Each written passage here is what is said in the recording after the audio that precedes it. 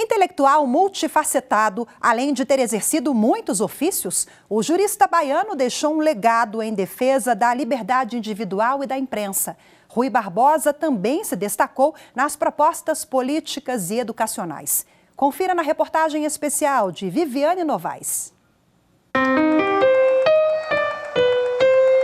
Estas são imagens de vídeo raras de Rui Barbosa. Este senhor de bigode e óculos redondos nasceu em Salvador, na Bahia, em 5 de novembro de 1849 e morreu em Petrópolis no dia 1º de março de 1923, aos 73 anos. O corpo foi levado do Rio de Janeiro para Salvador num navio de guerra da Marinha. Na saída, um cortejo com centenas de barcos. Na chegada, desfile com uma chuva de papel picado. As homenagens demonstram a grandiosidade desse brasileiro de muitas facetas.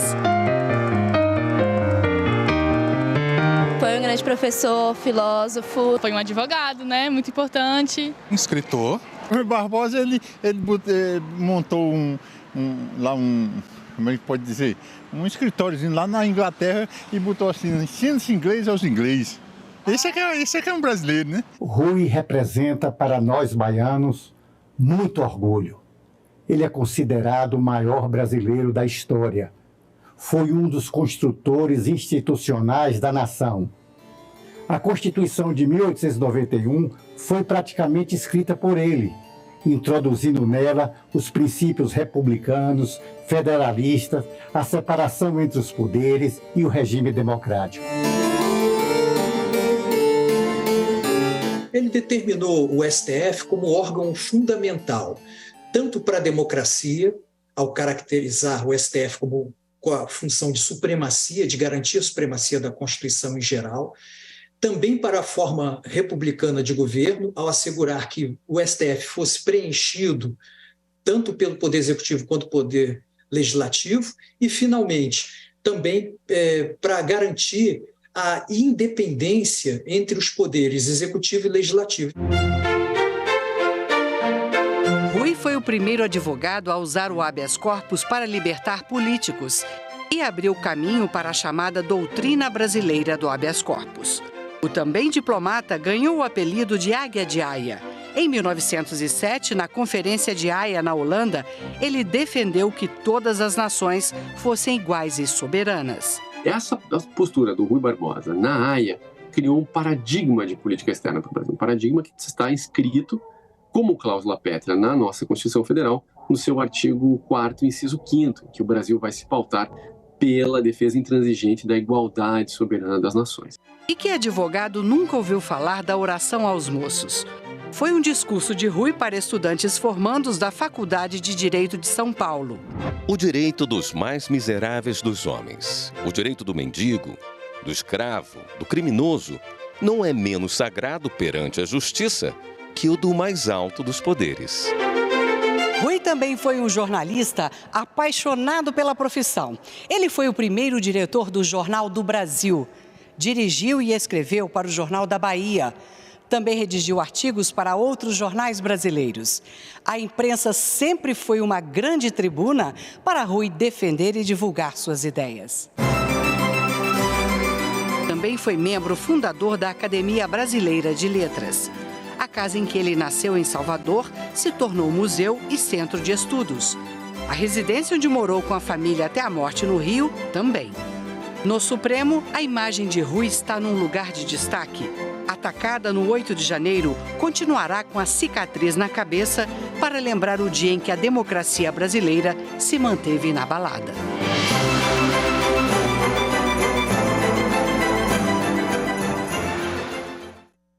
E agora a gente continua nessa homenagem a um dos brasileiros mais respeitados da nossa história, agora conversando ao vivo de forma remota com o doutor em Direito Constitucional pela Universidade de São Paulo, advogado e professor Hugo Moreira Lima Sauaia. Muito obrigada pela sua participação. Hugo, seja bem-vindo. Boa tarde. Boa tarde, Rafaela. Eu que agradeço o convite de participar aqui hoje e falar sobre essa figura tão ilustre que é o Rui. Pois é, um profissional multifacetado, como apresentamos na reportagem. Eu queria que você explicasse para a gente se, na sua avaliação, Rui, abre caminhos para o Brasil de 2023, quando a gente pensa em direitos e garantias fundamentais consolidados pela Carta de 88 e um Supremo Tribunal Federal forte e independente, né, Hugo? O Rui era fundamentalmente um visionário, não é?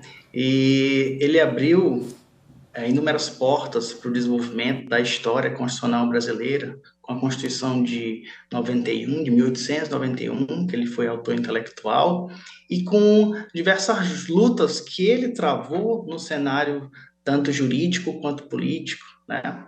Ele defendia que era necessária tanto uma corte constitucional, uma corte suprema forte para atuar nessa relação entre os poderes, resolvendo muitos nós que aparecem, né, na arena política e na relação com a sociedade civil e o poder executivo.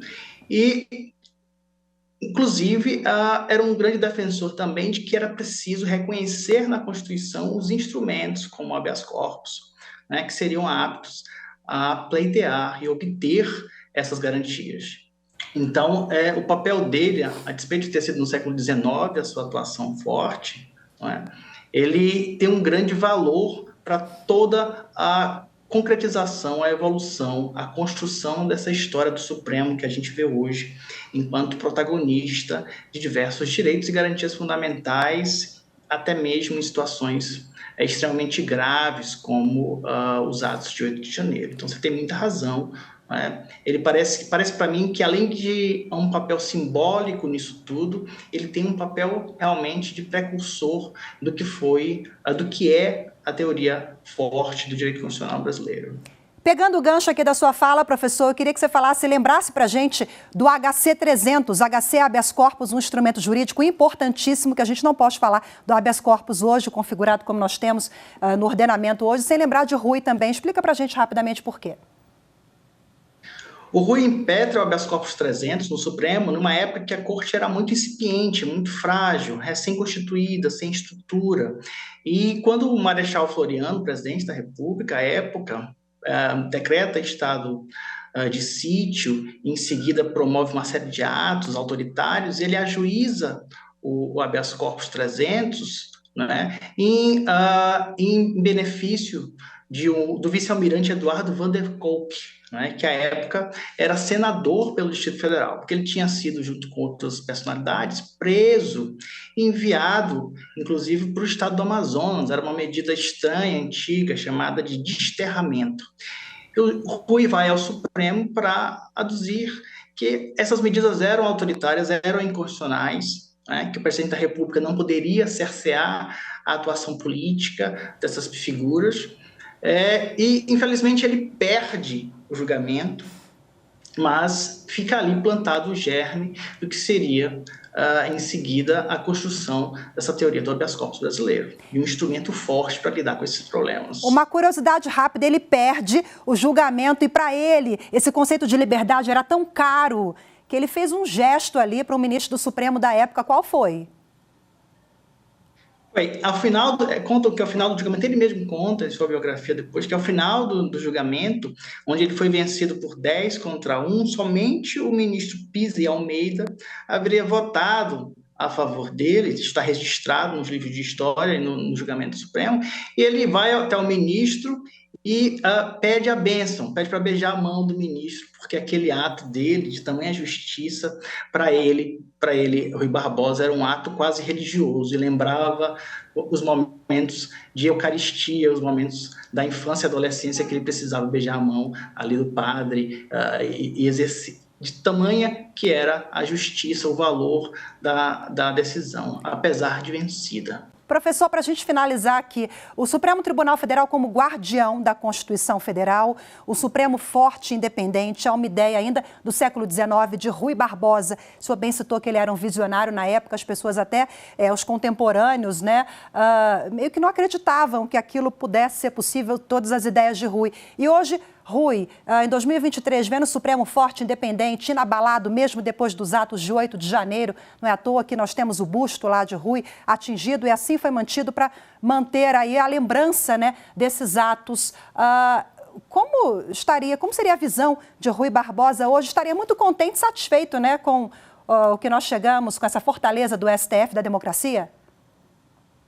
Eu tenho certeza que ele compreenderia, ao menos, que a sua proposta de ver uma corte independente, autônoma e com um protagonismo suficiente para combater esses atos contrários à democracia estava consolidada, não é? É inegável que nós temos hoje uma Corte Constitucional no Brasil que tem poder de decisão, que pode pautar e mesmo apreciar questões típicas ali do debate político, porque surgem embates que acabam sendo necessariamente trazidos para o judiciário, que a Corte não precisa se acovardar. Nós temos hoje um Supremo, a imagem do que Rui pretendia, que não precisa se acovardar diante de atos de quem quer que seja, da mais alta autoridade do país até o cidadão mais simples.